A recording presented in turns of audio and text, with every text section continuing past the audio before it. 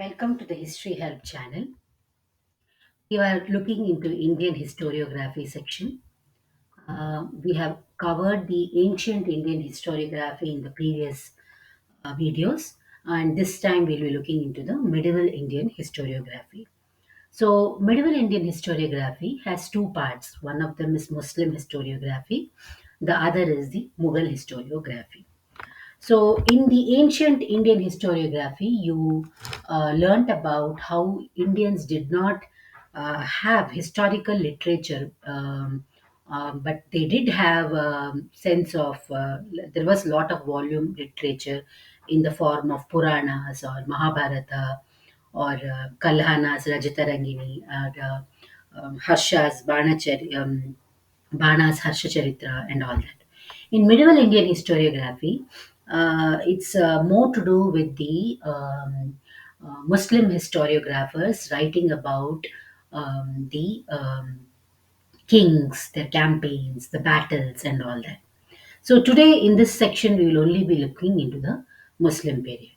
So there are a lot of features of Muslim historiography period. One of them is it started with it got a new beginning with the coming of the Delhi Sultanate.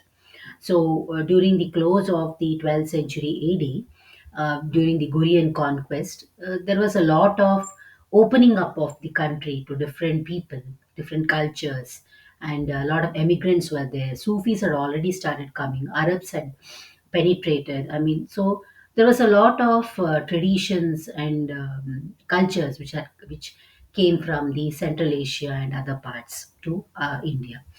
So the historiography written during this period was totally different. Some few of the common features was it did not have any poetry. It was more secular. It was secular in the sense the it was more to do with political writings. So the historiographers wrote about the kings and their campaigns, but it was less to do with common people. Once again, it was only dedicated to the royal people. But in Muslim historiography period, we can see that there was a passion for writing after religion and philosophy. Muslim historians gave importance to the writing of history. That's why you have a lot of new kind of history writing during this period. So Muslim historiography in the beginning was influenced by Arabs. And Arabs, as we already know, were like the Greeks. They were more into the research. They had chronology. They also had something called isnat, where they used to properly go back to the go and check their sources. Also their subject matter was deep and all. But what happened was, though Muslim historiography was influenced by Arabs, during the period of prior to Mughals, during the period of Delhi Sultanate, Persian was the influence was more. So Persian writing was style was different from Arab writing style. So Persian writing was more to do with kings, and flattering the kings, and it was less critical.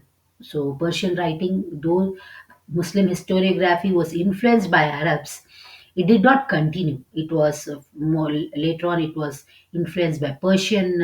It had, and it also had Turkish influence.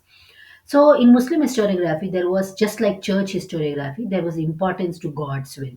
So God was at the center of the things. That divine will was more important in their writings. Just like the church, they also kept God at the centers. One more important thing is during the period, we should not forget about Sufis who spread about brotherhood, equality, and their writings were also prominent during the Muslim period. So once, as I mentioned earlier, so Muslim historiographers in the beginning were influenced by Arabs. So Arabs were used to write about the events, common people. They used to write about religion. They used to write about their tribe. They wrote about regional, national, and even finally the world history. One of the prime examples of Arab historiographer is Ibn Khaldun, who wrote universal history. But unfortunately, Muslim historiography later on, became more influenced by Persia. So common people slowly became absent, and there was no there was also Turkish influence as well. So the Arabs, who were known for their cause effect, they used to criticize, and they were research was prominent, was not so much prevalent in the Muslim historiographers. So during the 1258 AD, the Abbasids was destroyed, and Khilafat dynasty had come in, and that's when the influence of Persia also was seen. So so we can talk. The Sultanate period lasted from 1206 till 1526, after which the Mughals came in and Mughal historiography began. So the Muslim historiography is only till the 1526. So what did they write? So the thing they wrote was they wrote the history of Turks. So Muslim historiographers during this period wrote the history of Turks. Most of them were in Persian. There was also Arabic works, not only Persian, there was also Arabic works like Ibn Battuta, who wrote his about his travels and all. But in the Persian writings, it was not very critical. It was not flattering. It only used to flatter the kings, and also they borrowed whatever they had to write from the earlier works. So not much of research. So some of the historiographers we can quote is Abdul Razak, Tutsi, also, and Arabic works were also there. It was not that only Persian and Turkey was there, but Arabic works were also there during the Sultanate period. One of the examples is Ibn Battuta. So, what are the types of writing during the Muslim historiography? One was the general history. The general history consisted of talking about prophets. There was then campaigns, battles, war. It also talked about the various um, battles and campaigns. Even pre-Islamic period it talked about. So that was general history. Then coming back to the prose was which were called as manqips, were also kind of rulers, which kind of works that were related to ruler or a saint. So one of the examples is Utbi, who wrote Tariq-i-Yamini, which was in praise of Ghazni, Muhammad Ghazni. Other one which was Tariq-e-Firoz Shahi, which was in praise of Firoz. So basically, it talked about the conquest, battles, or administration, or the justice, the judgment given, all that. The third type of history is known as instructional history, which was mainly for the kings on how to do their what should be done, and it was basically an educative material for the sultan. Finally, we also have Amir Khusro's and Irani's works, which was mainly to do with poetry. One more thing is Sufis, which is not mentioned here. Sufis also, like Ahmad Sirhandi wrote a lot about. Um, their works was lot about history and fiction both. They Sufi history also talks about ethics. It was about morals and all that.